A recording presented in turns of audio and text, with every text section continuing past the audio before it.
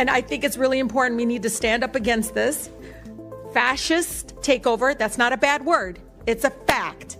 I will say that Bernie Sanders being You guys are crazy! You're an animal! Get a job! Listening to my colleagues, the Democrats on the other side of the aisle, complain and whine and defend illegal aliens that break the law the minute they cross our border is pathetic. Hey everyone, welcome back to the channel. What you just saw is a moment that many people feel doesn't get much attention in major media coverage. Clips like this often spark strong reactions, but they're not always highlighted on outlets like CNN or MSNBC. In this exchange, Marjorie Taylor Greene takes the floor and confronts Rashida Tlaib during a heated moment in Congress. It's one of those instances where the tension on the House floor becomes impossible to ignore.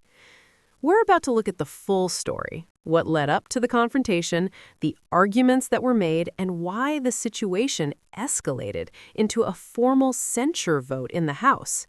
Supporters of Greene argue that she was standing up for her beliefs and presenting evidence they believe supports her case. Critics, on the other hand, see the situation very differently. Either way, it turned into a major political moment that drew attention across the country. We'll go through the key points of the exchange and listen closely to what both sides actually said. By the end, you can decide for yourself what really happened and why this moment became such a big controversy. So stick around, let's get into it.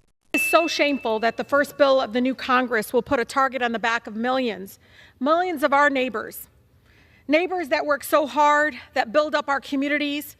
It is also going to increase militarization of our neighborhoods. As somebody that grew up in Southwest Detroit, where you'll find 20 different ethnicities, people from all over the world, came together, and you should see how beautifully diverse it is, but how they built up communities and neighborhoods. They're an integral part of our neighborhood. And one of the things that I have been seeing over and over again on social media already, Mr. Chair, is literally militarization of Border Patrol, officials everywhere, just people scared and petrified because that's what's exactly happening, because this promotes racial profiling. The bill blatantly violates due process. I mean, these are literally being allegations and charges, not actual convictions. Y'all act like if somebody's undocumented, they can't be deported. They can. As a former immigration attorney, I know that for a fact. You're making this up so you can literally allow people to be profiled and discriminated against. Blame them for the cost of eggs?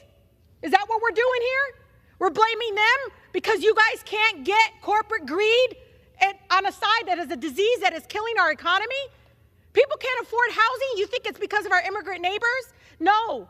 If you cared truly about fixing our immigration system, you'd go fix it so that U.S. citizens married to undocumented spouses can actually adjust their status, where we have mixed statuses because for 30 years we've ignored and vilified immigrants. Enough is enough.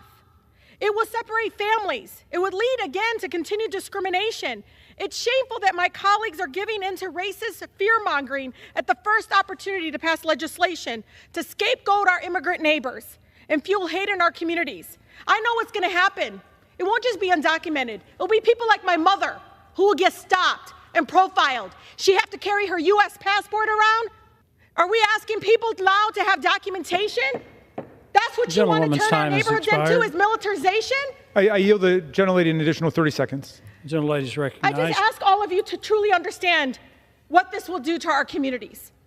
I urge our colleagues to please vote no on this divisive bill. And it's so important to understand what you're going to turn our communities and our neighborhoods into. We can't allow that to continue to happen. With that, I yield. Listening to my colleagues, the Democrats on the other side of the aisle, complain and whine and defend illegal aliens that break the law the minute they cross our border is pathetic. The American people are so sick and tired of it. They cannot believe what our country has gone through. And it is enough. It is absolutely enough. But they will go on and on to defend anyone that is not American because of their America Last policies. You talk about tax dollars used. Our tax dollars should be used defending Americans. And you want to talk about spending a lot of money? Spending a lot of money should happen for American causes, American purposes, and American security. Laken Riley is a young woman who should be living her American dream, and she had the right to do it. But people that come across our border illegally are not Americans, and they do not have rights here. And that is exactly why anytime they break a law, anytime they cross into our country, they should be rounded up and shipped out as fast as possible. And if we need to build more prisons, then we'll do it.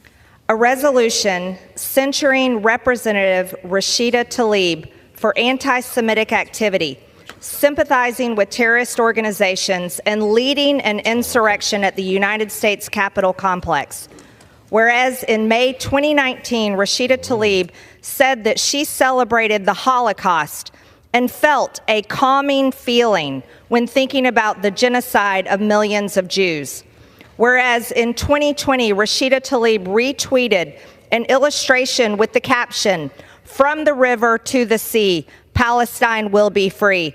And this Palestine Liberation Organization, PLO slogan, has been adopted by Hamas and calls for the elimination of Israel and death to all Jews. Whereas in September 2022, Rashida Tlaib, as a member of the Congressional Progressive Caucus, displayed her disdain for Israel, saying, "You cannot claim to hold progressive values, yet back Israel's apartheid government." Whereas instead of denouncing the horrors of Hamas, slaughtering Israelis, and demanding the release of all hostages held by Hamas, Rashida Tlaib stated on October 8, 2023, "The path to the future must include lifting the blockade, ending the occupation, and dismantling the apartheid system that creates the suffocating, dehumanizing conditions that can lead to resistance." Whereas Rashida Tlaib exhibited her hatred for America by reposting a message on October 12, 2023, blaming America for allowing the deaths of Palestinian babies at the hands of Israel. Whereas Rashida Tlaib led an insurrection at the United States Capitol complex on October 18, 2023, which put members of Congress, their staffs, and Capitol visitors in danger by shutting down elevators, stairwells, and points of egress while obstructing official business in both the House of Representatives and the Senate, including a Senate Foreign Affairs Committee hearing.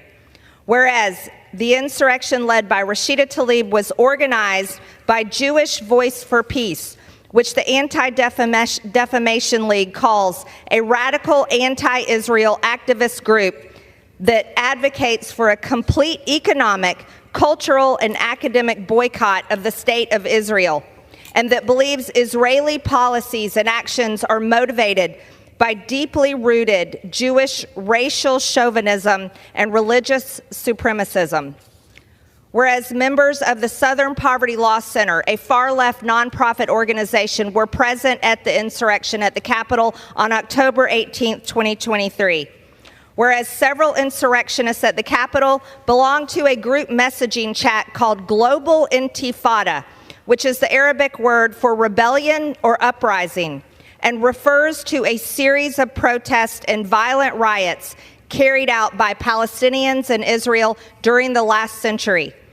Whereas by leading an anti-American and anti-Semitic insurrection on October 18, 2023, Rashida Tlaib followed Hezbollah's orders to carry out a day of unprecedented anger following an explosion at a Gazan hospital, lying about Israel's responsibility for the attack, which United States intelligence agencies said was not perpetrated by Israel. And whereas members of Congress who denounce the United States while praising terrorist organizations are unfit to hold office, now therefore be it resolved that Representative Rashida Tlaib be censured. Representative Rashida Tlaib forthwith present herself in the well of the House of Representatives for the pronouncement of censure, and Representative Rashida Tlaib be censured with the public reading of this resolution by the Speaker. I yield back, Mr. Speaker. Did you catch that? There's a lot to unpack in that moment. Let's break it down. First, let's talk about Marjorie Taylor Greene. Supporters say it takes political courage to stand up on the House floor knowing the reaction it may spark from the media and other members of Congress. In this exchange, Greene laid out a series of criticisms aimed at Rashida Tlaib, referencing past statements and controversies that have been widely debated in Washington. Rather than delivering an emotional speech, Greene framed her remarks as a point-by-point critique of Tlaib's positions. Her supporters argue that she was presenting what they see as a record of statements and actions that they believe should be scrutinized. Now, compare that to Tlaib's response.